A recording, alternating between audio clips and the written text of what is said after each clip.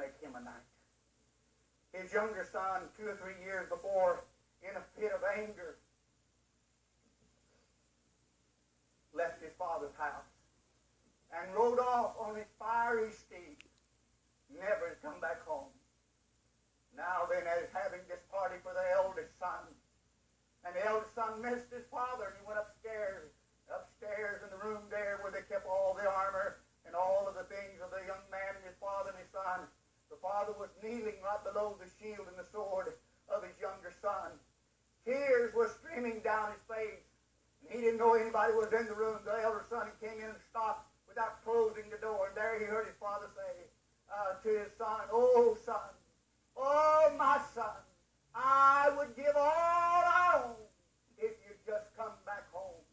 The elder son went up and said, "Dad, it's time we stopped thinking about me and my wealth and my position in the world today. And it's time that we start thinking about the younger brother and where he is and how we can get him back." And he said, "Father, here tonight, underneath the shield of my younger brother, I take an oath. I'm leaving as soon as I walk out of this room tonight. And I will not come back unless I find our brother and bring him back with me." The father begged him not to go, but he said, "No, I'm going, and I will not be back unless I have my brother with me." The old father put his arm around his son, and he said, "Son, you go, and the Lord be with you. You go, and the Lord be with you. And when you find my son, and when you find your brother, you tell him that his father still loves him, and that I sent the best I have to bring him back. I sent you." The young man went outside and saddled that horse, and in the pitch black darkness of night, he mounted that fiery steed of his and began his journey into the unknown. Day after day after day, he kept on looking for the brother. He kept on asking questions.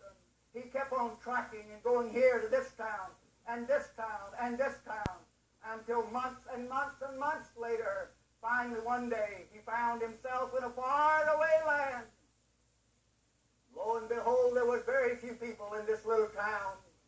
And he was walking down the street, and as he was walking down the street, he noticed that everybody was going in the same direction. And he turned to a young man who had a carpenter suit on, and he said to the carpenter, "Why is it that everybody in this town is going the same direction?" He said, "You must be a stranger here." He said, "Have you not heard? Do you not know that there's to be a hanging here today?" And the young man that's to be hung was a very, very wonderful young man. But he got in a fight and a brawl, and he killed another man. And we're all marching to watch him be executed. The elder son's heart failed him. He thought, could that be my brother? Have I waited too long? Is it too late? About that time, they turned down the alley up toward the gallows. And as he turned the alley, he recognized a priest coming along with a young man by his side. And his heart nearly failed because it was his brother. They marched up to the gallows. And as they marched up to the gallows, there was always three questions the carpenter told the man that they asked. And one of the questions is, are you guilty? The second question was, do you have anyone you want to say the last word to? And the third question is, they always ask, is there a substitute? As they stood there, and as the older brother stood there and looked at his brothers there on the stage below the gallows, his heart was pounding in his chest. And the word rang out from the man in charge, are you guilty? He said, yes, sir, I am guilty. The second question, he said, is there a last word? And he said,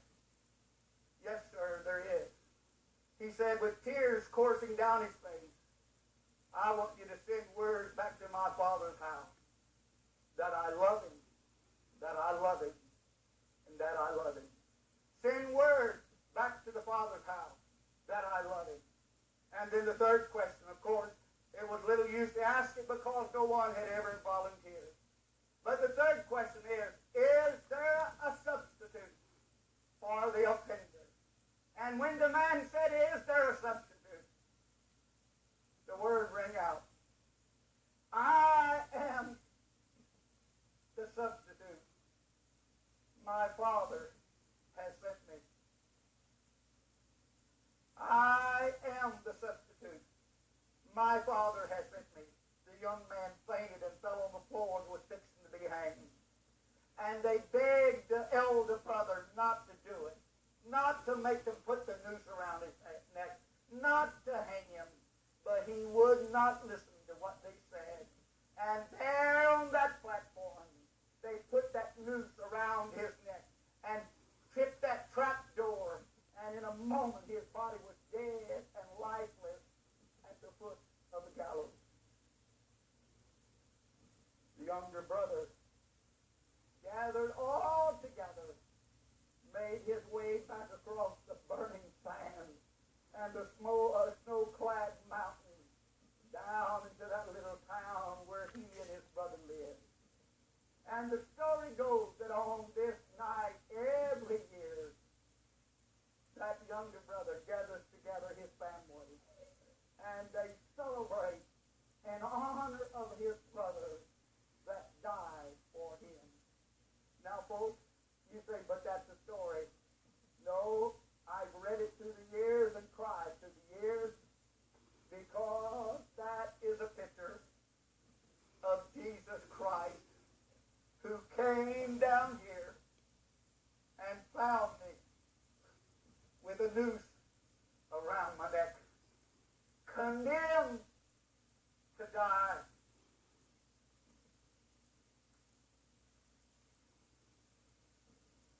And he said, my Father has sent me. My Father has sent me. Oh, God, help us to believe when we fill out that envelope today that God did come down here in the form of Jesus Christ to rescue us, to save us, to give us life. My Father has sent me. The greatest sin in the world is not lying and murder and rape. Those are forgivable sins. The greatest sin in the world is to be seated where you're seated today and hear the greatest love story the world has ever had. And to hear that Jesus suffered and bled and died, and you make light of it and walk out that door. That's the greatest sin in the world. I want to ask you today, will you get up out of that pew? Will you come down here and say, listen, I want to give my life